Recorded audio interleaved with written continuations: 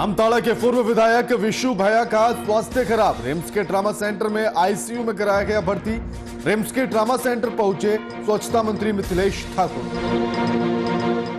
CM Nitish ने तेजस्वी पर साधा निशाना। बिहार में है शराबबंदी, सरकार अपना काम कर रही है ईमानदारी से।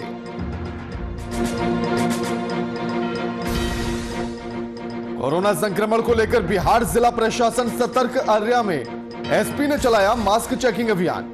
फाइन चार्ज की कही बात।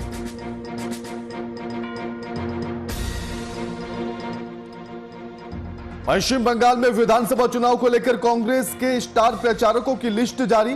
लिस्ट में विधायक बंधु तिर्की का नाम शामिल। कांग्रेस का किया आभार व्यक्त।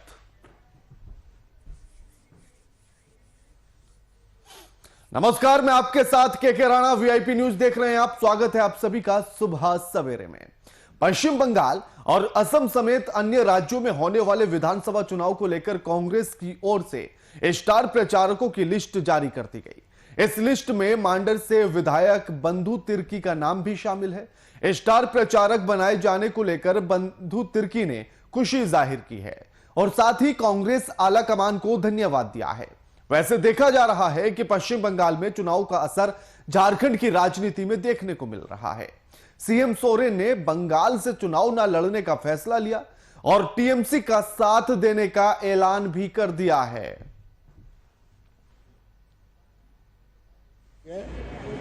चूंकि असम में काफी, सबसे पहले तो राष्ट्रीय अध्यक्षा सोनिया जी को, राहुल गांधी जी को और हमारे प्रदेश के प्रभारी पीएन सिंह जी को और प्रदेश अध्यक्ष रामेश्वर उरांव जी को, सीएलपी के लीडर आलमगीर आलम जी को बहुत बहुत मैं उनके प्रति आभार व्यक्त करता हूं। और जो जिम्मेवारी मिली है, चूँकि असम में काफ़ी हमारे जनजाति समुदाय के लोग रहते हैं, हम जाएंगे और अपने प्रत्याशी को जिताने के लिए भरसक मेरा जो काम करने का तरीका है उसी अंदाज में वहाँ उस इलाके में जाकर प्रचार प्रसार करेंगे। एक दो दिन के बाद में असम के लिए मैं रवाना हो जाऊँ। सबसे पहले तो राष्ट्रीय अध्यक्षा सोनिया जी को, राहुल।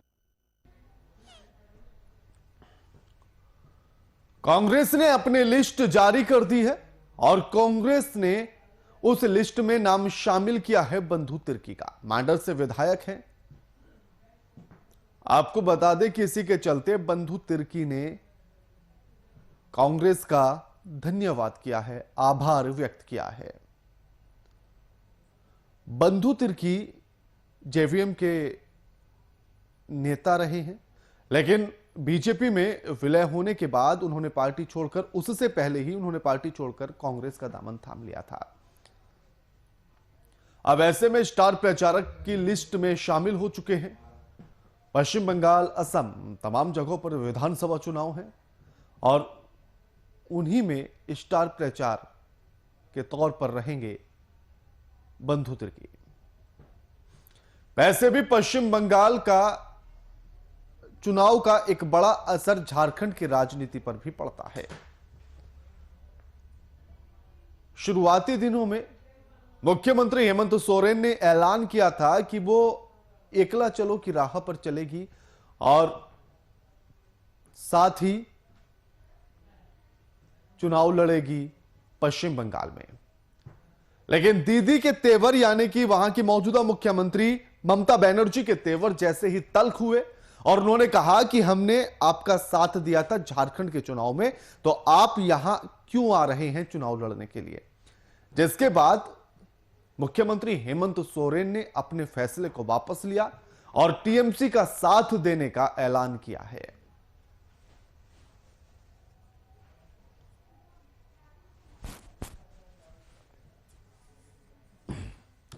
इस खबर पर हमारे साथ रांची से हमारे संवाददाता शुभम लाइव जुड़ गए हैं। शुभम, पश्चिम बंगाल चुनाव का एक बड़ा असर झारखंड में देखने के लिए मिलता है, लेकिन ऐसे में अहम यह है कि कांग्रेस ने भी अपने स्टार प्रचारक की लिस्ट जारी कर दी है। बंधु तिर्की का नाम भी शामिल है। और कौन कौन लोग हैं जिनका नाम इस लिस्ट में शामिल किया गया? शुभम। जी बिल्कुल राणा, देखिए जिस तरीका से बंगाल चुनाव आ रहे हैं और उसी को लेकर झारखंड की राजनीतिक सरगर्मी की बात करें तो बहुत तेज हो चुकी है। तमाम लोग स्टार प्रचारक उतार रहे हैं। अगर भारतीय जनता पार्टी की भी बात कर ले, जो कि झारखंड में विपक्ष पार्टी के तौर पर है, उन्होंने भी अपना स्टार प्रचारक कहीं ना कहीं उतार दिया है बंगाल चुनाव के लिए। तो इस खेमे में कहीं कांग्रेस पीछे ना रह जाए, इसीलिए कांग्रेस ने भी कल ही ऐलान कर दिया है अपने स्टार प्रचारकों का। बंधु तिर्की है और उसमें कई कांग्रेस के दिग्गज नेता शामिल है। और जिस तरीका से कांग्रेस ने भी एक रणनीति बनाई है बंगाल चुनाव में कैसे उनकी सरकार बनते हुए नजर आएगी, और उनका मानना है कि इस बार का जो बंगाल चुनाव होगा उसमें कांग्रेस अपना परचम लहराते हुए नजर आएगी। बहरहाल देखना यह होगा, क्योंकि जिस तरीका से भारतीय जनता पार्टी भी लगातार दावे कर रही है कि बंगाल चुनाव में भारतीय जनता पार्टी का ही झंडा पूरी ओर दिखेगा और हर एक बंगाल के नागरिक के जवान पर बस एक ही नारा होगा, वो है भारतीय जनता पार्टी का। तो कह सकते हैं तमाम पार्टी अपने जीत को लेकर अस्वस्थ है। बस अब इंतजार है उस दिन का जिस दिन मतगणना होगी, उसके बाद जिस दिन रिजल्ट जारी होगा और बंगाल में सरकार किसकी बनती नजर आएगी। जी, ऐसे में मुख्यमंत्री साहब ने भी ऐलान कर दिया है कि वो दीदी के साथ हैं, दीदी का साथ देंगे। तो दीदी के जो तेवर शुरुआती दिनों में दिखाई दिए थे, जब मुख्यमंत्री साहब ने ऐलान किया था कि वो चुनाव लड़ेंगे, उन तेवरों की वजह से यह फैसला बदला गया। शुभम। जी राणा, देखिए बिल्कुल जिस तरीका से ममता बनर्जी तमाम राजनीतिक पार्टियों से संपर्क कर रही थी जिनके उनके संबंध अच्छे थे, और वो उनका समर्थन मांग रही थी कि आने वाले बंगाल चुनाव में, क्योंकि जिस तरीका से भारतीय जनता पार्टी पूरे केंद्र में और पूरे राज्य में सबसे बड़ी पार्टी है, और उसको हराने के लिए कहीं ना कहीं ममता दीदी को ये भली भांति जानती थी, उन्हें तमाम दलों का समर्थन चाहिए, उसके बाद ही वो भारतीय जनता पार्टी को हरा सकती थी। लेकिन जिस तरीका से अगर आपको बात बताएं, बिहार के आरजेडी का समर्थन उन्हें मिल चुका, झारखंड के आरजेडी का समर्थन उन्हें मिल चुका, तो कह सकते हैं राजद खेमे तो ममता दीदी के साथ है। मुख्यमंत्री हेमंत सोरेन ने एक चुनावी कह सकते हैं नंदीग्राम वहां पर पहुंचे और एक ग्राम सभा वहां पर आयोजित की गई। मुख्यमंत्री हेमंत सोरेन बंगाल में चुनाव लड़ना चाहते थे, लेकिन ऐसा क्या हुआ कि अचानक निर्णय में तब्दीलियां आ गई। उसके बाद मुख्यमंत्री हेमंत सोरेन ने साफ तौर पर मीडिया से बात करते हुए कह दिया कि हम बंगाल में चुनाव नहीं लड़ेंगे, हम ममता बनर्जी के साथ है। तो इस बात को दर्शाता है कि जैसे जैसे चुनाव नजदीक आ रहा है और कई रंग और कई पहलू निकलकर सामने आ रहा है, और बहरहाल यह देखना होगा कि इस बार का जो चुनाव है उसमें कौन कौन ममता दीदी के साथ अब आगे आएगा। क्योंकि जिस तरीका से मुख्यमंत्री हेमंत सोरेन ने साफ क्लियर कर दिया है कि इस बार मुख्यमंत्री हेमंत सोरेन झामुमो की पार्टी बंगाल से चुनाव नहीं लड़ेगी, वो दीदी के समर्थन में खड़ी है। जी, यानी कि शुभम, अभी और तमाम बदलाव देखे जा सकते हैं राजनीति के भीतर जैसे जैसे चुनाव की तारीख नजदीक आएगी।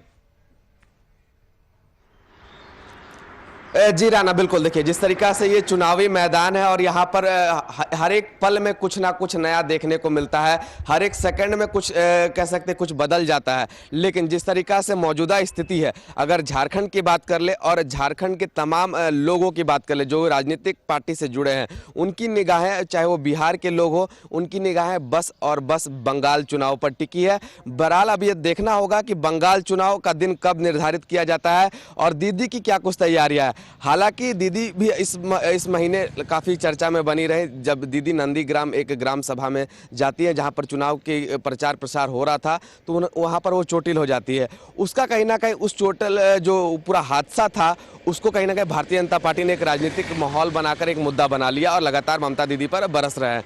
तो ये आरोप और प्रत्यारोप का सिलसिला चुनावी मैदान में बखूबी देखने को मिलता है। लेकिन अब यह देखना होगा कि यह धरातल पर कब तक नजर आता है। क्या जनता जिस अपेक्षा से, जनता की जिस उम्मीद से सरकार को चुना जाता है वो सरकार उनके लिए काम करेगी? क्योंकि सभी जानते हैं कि ममता बनर्जी का कार्यकाल बंगाल में बहुत बढ़िया रहा है और बड़े दिन से रहा है। तो उन्हें हराना और बंगाल की सबसे बड़ी पार्टी तृणमूल कांग्रेस, तो उन्हें शिकस्त देना कहीं ना कहीं भारतीय जनता पार्टी के लिए एक चुनौती बड़ा संपूर्ण जरूर होगा। और जिस तरीके से मुख्यमंत्री हेमंत सोरेन ने बंगाल चुनाव नहीं लड़ने का फैसला लिया है, उसी को लेकर विपक्ष में बैठी भारतीय जनता पार्टी यहां पर जो झारखंड में मौजूद है वो लगातार हेमंत सरकार पर हमलावर है। जी शुभम, क्या लगता है कि सबका एक साथ आ जाने से बीजेपी को चुनौती मिल पाएगी या फिर अभी भी बीजेपी सब पर भारी है? देखिए आप राणा सभी जानते हैं जिस तरीका से भारतीय जनता पार्टी केंद्र में सरकार है उनकी, और भारतीय जनता पार्टी कहीं ना कहीं देश की सबसे बड़ी पार्टी है। ऐसे तमाम दिग्गज नेता, दिग्गज मंत्री और कह सकते हैं पार्टी के जितने भी कार्यकर्ता है वो लगातार बंगाल चुनाव का दौरा कर रहे हैं और जनता के बीच जा रहे हैं, जनता के समस्याओं को उठाने की कोशिश कर रहे हैं। और भारतीय जनता पार्टी चाहे वो प्रदेश स्तर की बात कर ले चाहे वो राज्य स्तर की बात कर ले, वो लगातार दावे कर रहे हैं कि इस बार जो बंगाल चुनाव का परिणाम होगा वो भारतीय जनता पार्टी के हक में होगा और भारतीय जनता पार्टी इस बार बंगाल में अपना परचम लहराते हुए जरूर नजर आएगी। लेकिन ये बात को नजरअंदाज नहीं किया जा सकता क्योंकि ममता दीदी का जो सरकार का कार्यकाल रहा है बंगाल में काफी अच्छा रहा है और कह सकते हैं कि आइकन है ममता बनर्जी बंगाल में, और बंगाल की जनता किसी को नहीं चाहती है, बस दीदी को चाहती है, ऐसा दीदी का मानना है। लेकिन भारतीय जनता पार्टी अपना एक कह सकते हथकंडा जरूर अपनाएगी इस चुनाव में, और जिस तरीका से भारतीय जनता पार्टी ने चुनाव लड़ने का जो फैसला लिया है और अकेले चुनाव लड़ने का फैसला लिया है, तो अब यह देखना होगा क्या आजसू झारखंड से उनको समर्थन करती है या नहीं।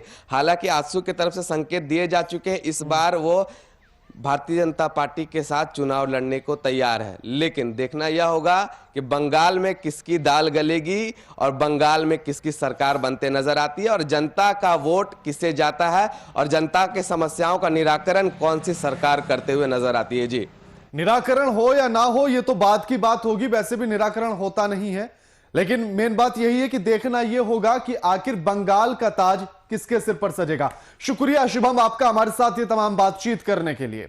बिहार विधानसभा के बाहर विपक्ष के द्वारा उठाए गए तमाम सवालों का विस्तार से सीएम नीतीश कुमार ने जवाब दिया है, जिसमें नीतीश कुमार ने कहा कि बिहार में पूर्ण शराबबंदी लागू है और सरकार शराबबंदी के प्रावधानों को लागू कराने के लिए पूरी तरह से संकल्पित है।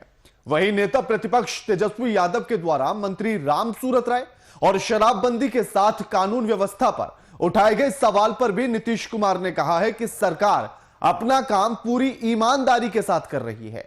वहीं इससे पहले नीतीश कुमार ने सदन में पंचायती राज मंत्री सम्राट चौधरी और स्पीकर के बीच हुई कहासुनी पर भी अपनी प्रतिक्रिया दी है। शुरुआत से ही सदन में सियासी घमासान देखने के लिए मिला। अब देखना यह बेहद दिलचस्प होगा कि पक्ष विपक्ष के बीच किसके आरोप प्रत्यारोप सही साबित होंगे।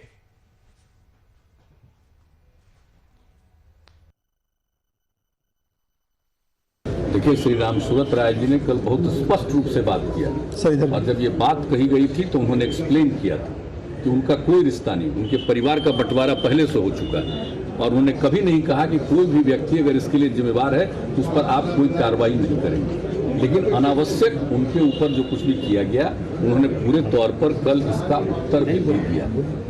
और आप अच्छी तरह जान लीजिए, मैं आप लोगों को विनम्रता पूर्वक ये कहना चाहता हूँ कि जो कुछ भी किया गया है, शराबबंदी का जो निर्णय लिया गया 2016 में, आप जानते हैं हाउस के अंदर किस तरह से सर्वसम्मति हुई है। सब लोगों ने एक साथ वचन दिया और उस समय तो महागठबंधन की सरकार थी, लेकिन विपक्ष में बीजेपी और अन्य दल के लोग थे, सब लोगों ने इसका समर्थन किया। और जो कानून में एक अमेंडमेंट किया गया था और कुछ और लाया गया था प्रस्ताव ताकि इसके बारे में कार्रवाई, सब लोगों ने इसको सहमति दी थी, सब लोगों ने खड़ा होकर के संकल्प लिया था।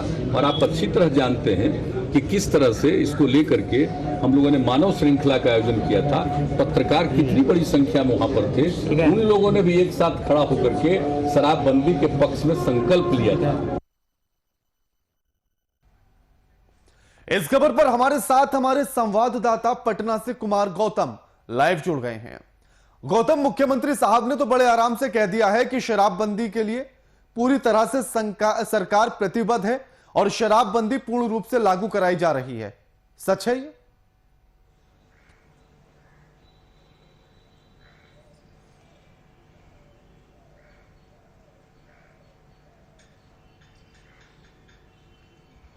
देखिए राणा, सरकार भले ही अपनी पीठ थपथपा रही हो, सरकार के मुखिया खुद कह रहे हैं कि शराबबंदी कानून लागू है और लागू रहेगा।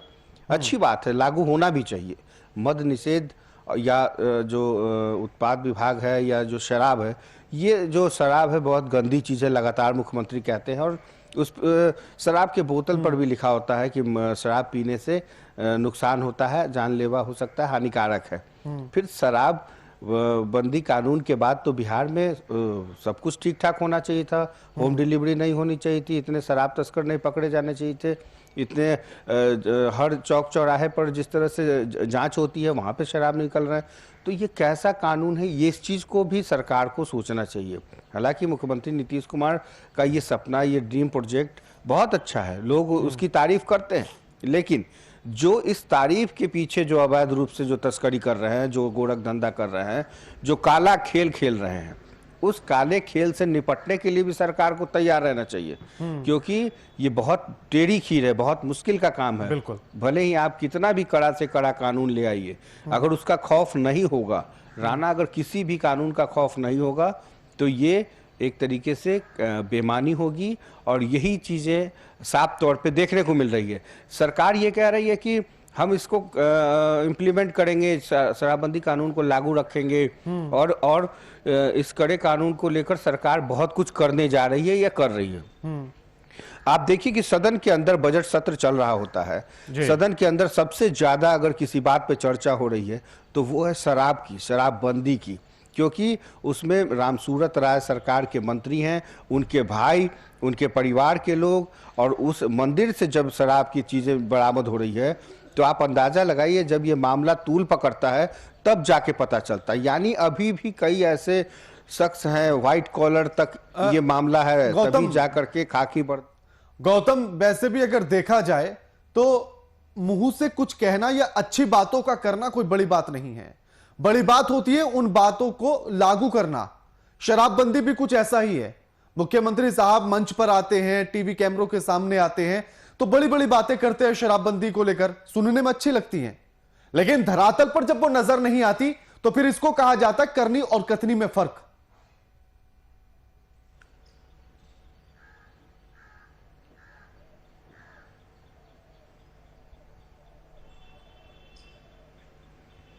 बिल्कुल, कथनी और करनी दोनों में फर्क है। और सरकार के अंदर ही चीजें देखिए ना, सरकार के अंदर ही आखिर सरकार ठीक है, आपकी सरकार है, आपने शराबबंदी कानून लागू किया 1 अप्रैल 2016 से, आज चंद दिनों के बाद 1 अप्रैल 2021 आ जाएगा। इन 5 सालों में आप देखिए कि इन 5 सालों में कितने तस्कर पकड़े गए, कितनी शराब पकड़ी गई, किसको आपने डिस्ट्रॉय किया, कहीं तो चूहे पी गए।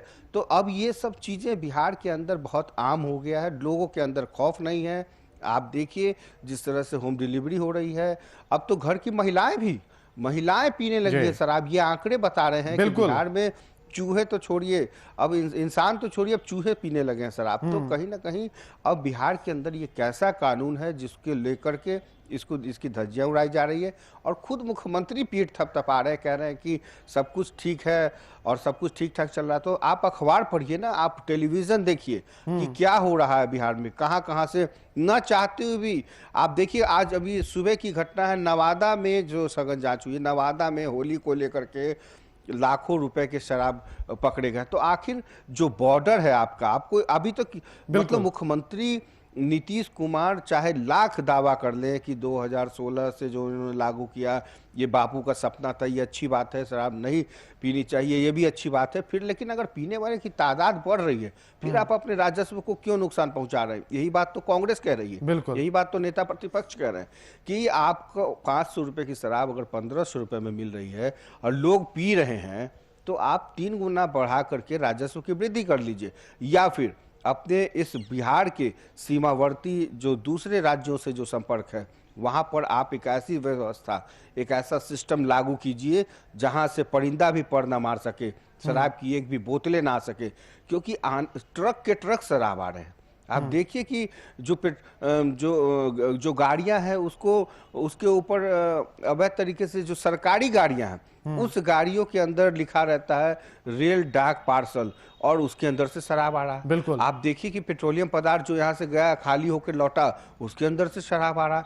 तो शराब की तस्कर आप इसको कैसे रोक पाएंगे? किन किन चीज़ों पर आप, क्या आपके पास कोई ऐसे एक्सरे मशीन है जिससे आप जजमेंट कर सके कि इसमें शराब रखी हुई है, आप उसको और बिल्कुल। और गौतम इसी की वजह से अगर आप सच्चाई को स्वीकार नहीं करेंगे, अगर आप हकीकत को देखकर भी नजरें चुराने की कोशिश करेंगे, जिस तरह से मुख्यमंत्री साहब कर रहे हैं, आंकड़े बता रहे हैं कि खपत बढ़ गई है, महाराष्ट्र से ज्यादा खपत बढ़ गई है बिहार के भीतर शराबबंदी के बाद भी।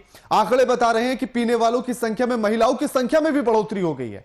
उसके बाद भी अगर मुख्यमंत्री साहब अपनी पीठ को थपथपाते हुए यूं कहें कि शराबबंदी लागू है और बेहतर तरीके से लागू है, ईमानदारी से काम चल रहा है, तो फिर यह बेईमानी है पूरे बिहार के साथ और शराबबंदी वाले कानून के साथ भी। सच नहीं स्वीकारेंगे तो फिर हालात यही होंगे जो बिहार के हैं।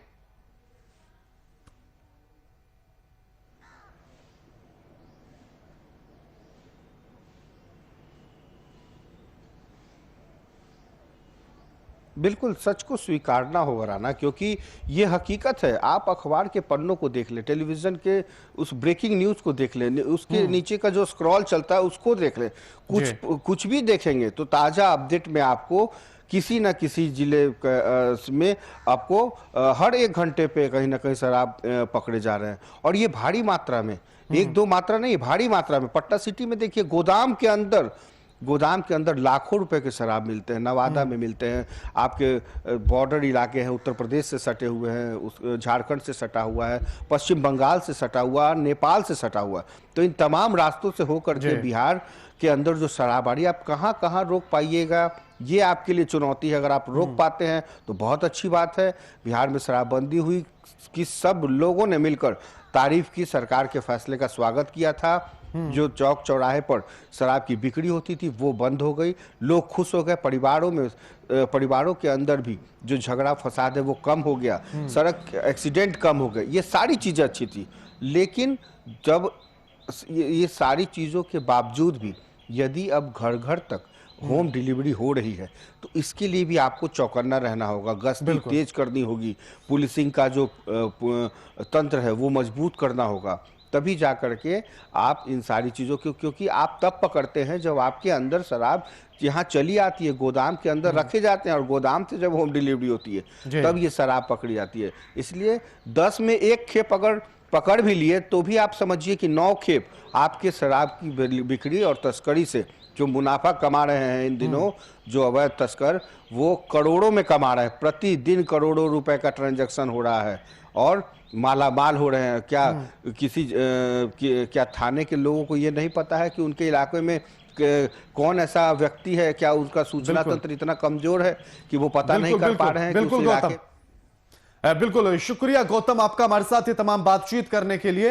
लेकिन मुख्यमंत्री साहब का जो बयान है शराबबंदी को लेकर कि वो सरकार पूरी तरह से संकल्पित है, यानी कि साफ है कि नजरें चुराई जा रही हैं हकीकत से, सच से, और जब तक उस सच्चाई के आईने में मुख्यमंत्री साहब झांक कर नहीं देखेंगे, नजरें मिलाकर नहीं देखेंगे, तब तक सच नहीं दिखेगा और हालात बिहार के ऐसे ही रहेंगे जैसे हैं। अगली खबर का रुख करेंगे। लातेहार जिले के मनिका थाना क्षेत्र के पटना गांव के पास पुलिस ने गुप्त सूचना के आधार पर कार्रवाई कर लगभग 2 एकड़ जमीन में लगाए गए अफीम की खेती को नष्ट किया है।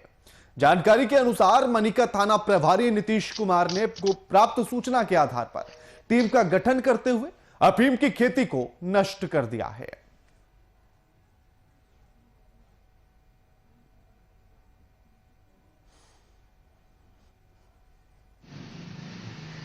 पिपरिया टोंगरा क्षेत्र में पहुंचे और उप क्षेत्र में राजेश सिंह, जितेंद्र सिंह, विनोद सिंह, उपेंद्र सिंह, परमदेव सिंह आदि के द्वारा प्रतिबंधित पोस्ता पौधे की खेती किए हुए पाया गया। फसल को बाद के सशस्त्र बल के सहयोग से नष्ट किया गया। समस्तीपुर के रोसड़ा थाना क्षेत्र में बीती रात अज्ञात चोर ने पिकअप वाहन की चोरी की और मौके से फरार हो गया, जिसके बाद पीड़ित ने थाने में चोरी की लिखित शिकायत दर्ज कराई। पिकअप गाड़ी की चोरी की घटना सीसीटीवी में कैद हो गई है, जिसके जरिए पुलिस इस मामले की छानबीन में जुटी है। तस्वीरें आपकी टीवी स्क्रीन पर हैं।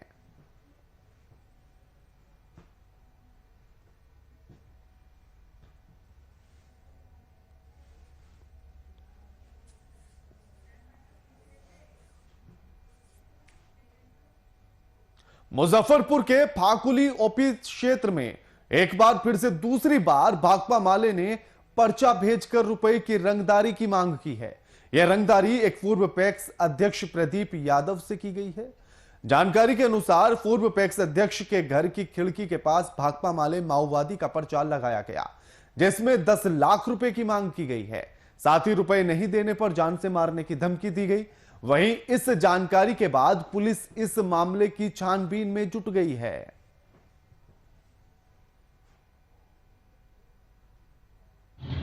देखिए, हमारे साथ 5 तारीख को जब हम सुबह निकले तो मेरे घर के बगल में दलान है जहाँ हम बैठते हैं। दलान के खिड़की में एक उजला रंग का पत्र था। जब हम उसको खोले तो उसमें जो है से नक्सली द्वारा 10 लाख रुपए की लेवी की मांग की गई। नहीं देने पर हत्या करने की धमकी दी गई। 2 किस्तों में मांगा गया। एक मोबाइल नंबर भी उस पत्र में दर्शाया गया है। यदि आप एग्री हैं तो इस पर आइए में एग्री लिख से मैसेज करें और पुलिस को यदि बताइएगा तो आपके लिए खतरनाक होगा, इस पत्र में लिखा हुआ था। और पूर्व में भी 24 जून 2013 को मेरे घर पर नक्सली हमला हो गया, जिसमें मेरे बड़े भाई लक्ष्मी प्रसाद यादव एवं बड़े पुत्र प्रभास कुमार यादव की हत्या कर दी गई थी। मुझे सुरक्षा मुहैया कराया जाए ताकि मैं जिला में राजद के मैं जिला महासचिव भी हूँ। पूर्व में मैं 10 वर्षों तक पैक्स अध्यक्ष रहा हूँ। पूरे जिला हमको पार्टी के काम से जाना पड़ता है, इसलिए सुरक्षा मुहैया ताकि हम आधार पर हम लोगों ने एक एफआईआर भी रजिस्टर करी है और इस लेटर की जो ऑथेंटिसिटी है उसको चेक करने के लिए इस पर कार्रवाई की जा रही है। कि वर्ष 2013 में भी उस पर उसके भाई और उसके बेटा को हत्या कर दी गई थी। 2018 में भी उन पर वार की गई थी, दरवाजा पे जाकर के फायरिंग हो रखी गई थी। हाँ, इसका हिस्ट्री रही है। इसमें 2013 में भी एक उनके घर पे हमला हुआ था जिसमें उनके परिवार के कुछ लोग मारे गए थे और उसी आधार पर फिर अब हम उस पर भी देखते हुए कार्रवाई करेंगे और इन्वेस्टिगेशन करेंगे कि क्या मैटर है। मधुबनी के वाटसन स्कूल मैदान पर अखिलेश शरण सिंह क्रिकेट टूर्नामेंट का उद्घाटन सदर एसडीओ अभिषेक रंजन ने किया। आपको बता दें कि टूर्नामेंट में अलग अलग दिन दर्जनों टीम भाग ले रही हैं, जिसमें उद्घाटन मैच के पहले दिन मुकाबला मधुबनी और दरभंगा क्रिकेट टीम के बीच खेला गया।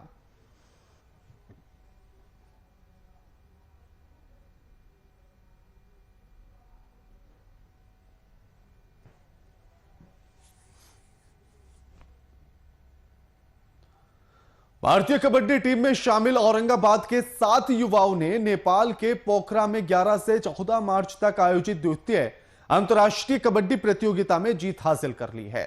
यह प्रतियोगिता नेपाल, भूटान और भारत के बीच खेली गई थी। वहीं सभी खिलाड़ी औरंगाबाद पहुंचे, जहां उन्हें डेवलपमेंट और प्रमोशन एसोसिएशन बिहार के सचिव और भारतीय कबड्डी के कोच मनीष कुमार सिंह ने बधाई दी है।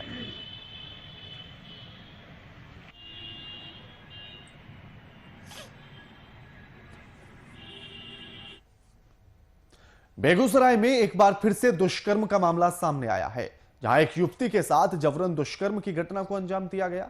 साथ ही विरोध करने पर आरोपियों ने उसके साथ मारपीट भी की है। वहीं पीड़िता ने घटना को लेकर खोदावंदपुर थाना क्षेत्र में लिखित शिकायत दर्ज कराई, जिसके बाद पुलिस आरोपियों के खिलाफ कार्रवाई में जुट गई है। सीधा दोनों आदमी खड़ा रहा।